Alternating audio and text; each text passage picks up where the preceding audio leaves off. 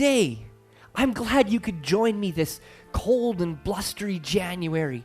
Come in, come in, come in. It's very windy outside and the fire is so inviting. Especially this morning when the sun's light is offering very little comfort against the wind and the cold. But you must be hungry. Join me. I'm about to start a little dinner. There'd be plenty to share with you, my friend. See, New Year's are a great time to meet new friends and strengthen old friends. And last time you were here, I was talking about some odd words that a man named Jesus once spoke, about building our foundations wisely, about understanding what we are building our life on. Of course, wisdom is never really old or never very new, but it's a good story all the same. And this blustery January day and thinking about the words of Jesus, well, it brings to mind an old story. Of course, like all old stories, I can't be sure that this is true, but neither can we be sure it's not. But I'm getting ahead of myself. Come, I'll tell you a little bit about it. You see, the story starts on a day like this one. Cold and blustery January morning somewhere in Eastern Europe. A wandering beggar, whose name has long been forgotten, was tired from having walked all night, and he was hungry from having eaten nothing in 2 days. And the soles of his boots were coming apart, and there were holes in his pants, and a single bone button held his cloak together as he braced against the wind, when up ahead he saw a town. Now, times had been tough for everyone, but there were usually a few people in each town who could spare a few crusts for a wandering beggar, or offer him a room for the night to warm his cold and tired heart. And, seeing the church steeple in the center of the courtyard, well, it buoyed his spirits as he approached the town. This place would be special, he thought. They would care for me, and they would feed my hungry belly. Now, as he walked into town, he saw a stall with vegetables in it, and they were small and bruised, but they still attracted his eyes. He greeted the man. "Privyet, could you spare something for a wandering beggar?" he called. "Niet," came the sharp reply. "I do not offer a charity. I have needs of my own. Go, we have no need for you."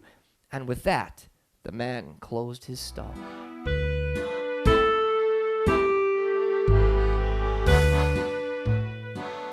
The wandering beggar was surprised, but not too put off. In every town, there were always a few rude people who didn't appreciate him being around. So, undeterred, the beggar walked closer to the center of town and closer towards the steeple. "What about you?" he cried out to the baker. "Could you spare a small loaf for a hungry traveler?" "What does it look like? Is this a charity?" came the sharp reply. "I have children of my own and mouths to feed. Do not pester me on this cold morning. Go away." 2 strikes in a row, thought the beggar. This town must be really struggling. And briefly, the beggar even considered moving on while the light still shone. Perhaps he could find a friendlier town yet before dark. But then the church bell rang loud and clear, and a few small flakes fell down from the sky, and hope filled his tired heart. So he walked on towards the steeple, the clup-clup of his boot soles flapping, follow wherever he went, announcing his arrival. Now the wandering beggar, he arrived at the church. Surely there he would find what he was hoping for. Etched above the doors of the chapel were words of hope and cheer. "The poor in spirit are blessed, for the kingdom of heaven is theirs." And then below that, in even larger letters, "Those who hunger and thirst for righteousness are blessed, for they will be filled." Well, taking this as an encouraging omen, the wandering beggar approached the tall, skinny friar. "Privyet, friar," he called out. "Is this your parish?" "Of course," came the terse reply. "What do you need, drifter?" "Well, I am a wandering beggar. I have traveled to many towns and many villages all over Europe. I have begged in small villages and large cities. But never in all my travels have I found a place as cold as your little town. What has happened to you to steal your generosity so?"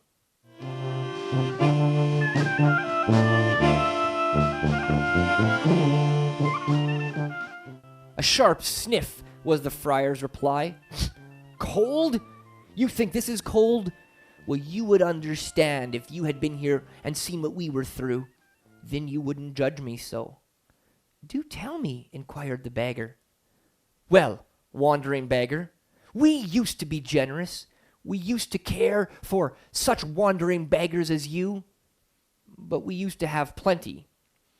Then the winters came, harsher and colder than before, merciless.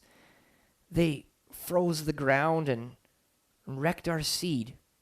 And some villagers gave up hope already then. Then after came the Civil War. 2 armies vied for control of our township. One wore red armbands and one wore blue armbands, but red or blue, they fought with words and they fought with weapons and they fought only for themselves. It ripped apart family and friends in the red versus blue war, and well, many villagers gave up hope then. And finally, after all that suffering, the sickness came. It was a mysterious illness. It came from the east, and it stole through our village like a shadow in the night. Well, some died, and some got sick and tired, and everybody got afraid and hid in their homes, and there, in isolation, distant from each other, in our own rooms, afraid of this sickness, one by one, the candles of hope abandoned the rest of us. So no, beggar, we do not have enough for you. We do not have enough to share, and we have no room for you. We have had everything taken from us. We do not need you to take more. So now, just go. Go. Perhaps there's another town that has not been ravaged by time and disease like ours has. Perhaps you can find shelter there. And with those dark and foreboding words, the skinny friar turned around to enter the wide doors of the chapel. The wandering beggar had been confused when he had first come into town, but now his confusion was filled with compassion. Those who mourn are blessed, he thought, for they will be comforted. The merciful are blessed, for they will be shown mercy. Perhaps there was a way yet to show this town mercy. And just like that, an idea crept into the wandering beggar's mind. But come, dinner will not make itself, and stories will not fill your belly. Let me continue my story while we make dinner.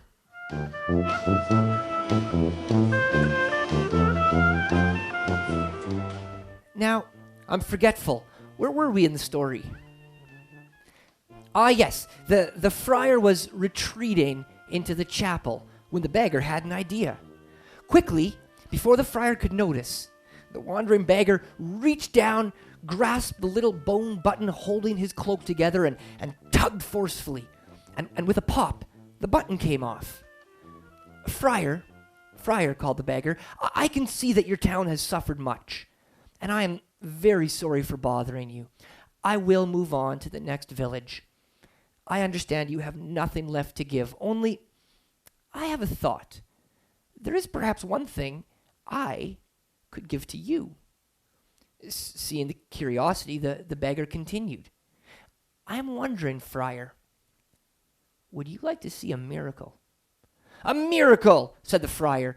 I am a man of God. I prayed for miracles for the winter to cease, and that the Civil War would pass, and that sickness would leave us. I have seen no miracles. What miracle could you possibly do? The beggar opened his hand. I have a gift. It was given to me long ago. Well, this button, it can do what no man can do. With it, I can make soup. Soup enough to feed this whole village and more besides. I can, if you would like, make for you bone button borscht. Bone buttons do not make soup. The friar's voice was stern, but his face was etched with curiosity. Sensing the moment, the beggar pressed on. You are right, in a way. At least I cannot make bone button borscht with just this button. I need another that is like it.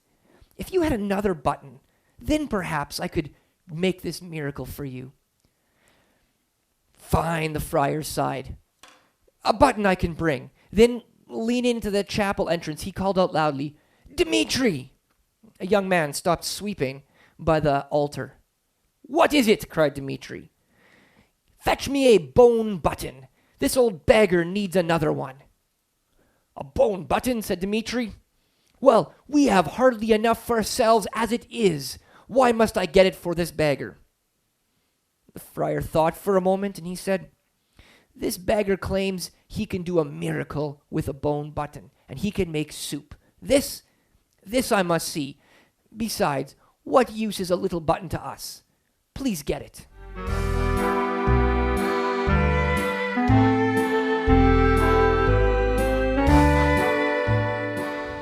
And so, with the friar's prompting, the young man went to get the old button for the beggar.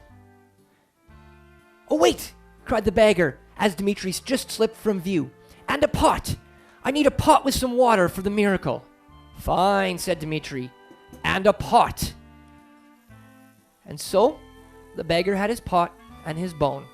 By now, many people in the village had gathered, for they had never seen a miracle, and they had never heard of bone button borscht.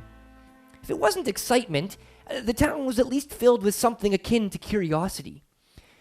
"Hey," called out the beggar to the town, "I can see you're all busy, and if it's all the same, this miracle will happen faster if I had some wood to make a fire to boil the water." Alexei the old tailor stood up. He said, Okay, I have a little firewood at my house, and if it speeds things up, I'll go get some." Well, soon the fire was crackling and the water was boiling, and Dmitri came out with a matching button. The wandering beggar took the two buttons in his hand, and looking up, he gave thanks. And then the pair of buttons slipped from his hands and into the pot.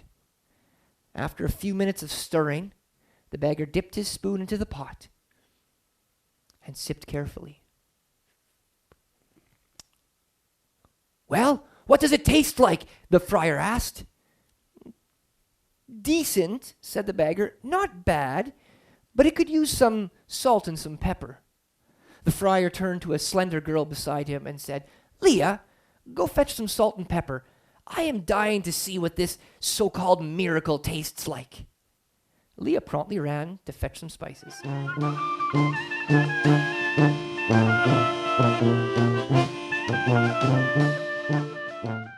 Leah came back with the salt and the pepper that she had found. And looking at the beggar, she said, "I found some dried chilies. Will these be useful?" The beggar smiled and looked earnestly into Leah's eyes. "Thank you," he said. "This will be very helpful for the miracle. Only bone button borscht with chilies is better with carrots. I find that the sweetness offsets the spice in the borscht." Leah turned to the crowd and called out, "Mendel, does not your stall have some vegetables yet still from harvest? Fetch this wandering beggar some carrots. I must taste the borscht." So Mendel ran and fetched his carrots, and he contributed some for the miracle. And just like that, one by one, each villager brought something. The tired widow brought a cabbage that she had been saving in her pantry. She didn't have much, but I can share one lonely cabbage, she thought. The cobbler came back with a small handful of potatoes. They weren't much, but they looked beautiful, and the beggar said they would add a wonderful, wonderful flavor to the borscht he was making. Even the miserly banker was able to find a dried turnip or two that he could add to the borscht. And soon the smell was wafting through the village. The day was cold, like today, but the fire was warm, and the steeple blocked the worst of the wind. And the conversation was flowing. While the townspeople had been so afraid between the civil war and the disease, well, they had forgotten how to talk to each other, and they were enjoying catching up. The conversation burbled louder through the village, and eventually even some laughter was heard amongst some of the younger townsfolk. And after a little time boiling, the wandering beggar approached the pot. He stirred it up one more time. He dipped his spoon into the cauldron, and he took a sip. And everyone leaned forward in anticipation. "Ah," said the beggar, "perfect. Bone button borscht at its finest." And the villagers cheered and wondered at the miracle of the bone button borscht.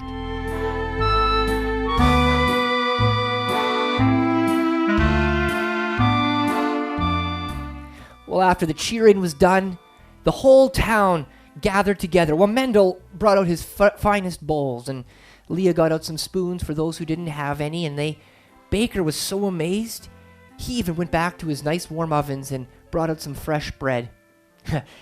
Even Mikhail the banker, who was never generous, had his heart warmed by the fire, and he brought some bottles of his finest wine that he was saving for spring.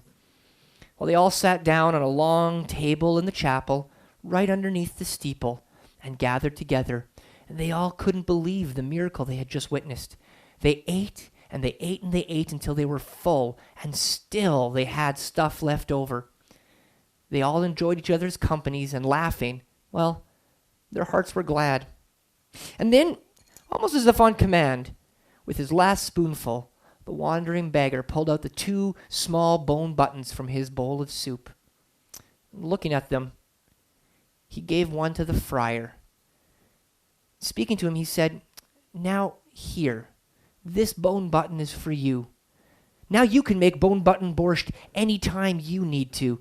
You and your village have been through so much. You have suffered so much. You have borne much sorrow. But maybe, with this miracle, you will have enough, I think." Looking towards the setting sun, the beggar paused wistfully for a moment. "I think you will be okay yet. Hope will endure." Hope. That's a good foundation for your village. And truth be told, well, they believed him.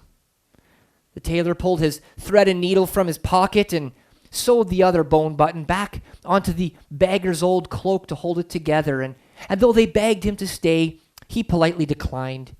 "There are many more villages like yours," he said, "many towns that have suffered much. Perhaps I will find another village that has some need of my skills and could use a miracle." Well, they all agreed, and they let him go. And they waved goodbye as he wandered off towards the setting sun, happy that they had witnessed a miracle, and happy still for each other. And then the friar, who'd been pondering this miracle in his heart, went to the altar and got out an old dusty book. One he'd almost forgotten was there, and he opened to a page he distantly remembered.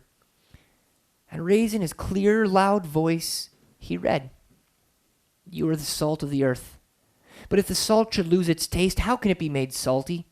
It's no longer good for anything but to be thrown out and trampled by man. You are the light of the world. A city situated on a hill cannot be hidden. No one lights a lamp and puts it under a basket, but rather on a lampstand, and it gives light for all who are in the house. And in the same way, let your light shine before men, so that they may see your good works and give glory to your Father in heaven." And the villagers nodded in a new understanding. And then again the friar called out, "This is the way. I tell you, do not worry about your life, what you will eat or what you will drink, or about your body, what you will wear. Isn't life more than food and the body more than clothing? But seek first the kingdom of God and his righteousness. And all these things, well, they'll be provided for you. Therefore, don't worry about tomorrow, because tomorrow will worry about itself. Each day has enough troubles of their own." And at this, the people stood as one, and looking around at each other, they solemnly said, "Amen." And they meant it. And they lived it. And they loved it. And they never forgot the wandering beggar or the miracle of the bone button borscht.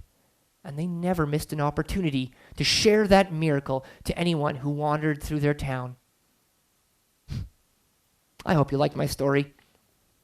Reminds me yet that Jesus once said, "Therefore anyone who hears these words of mine and acts on them will be like a sensible man who built his house on the rock. And the rain fell, and the rivers rose, and the winds blew and pounded that house, yet it did not collapse, because its foundation was on the rock."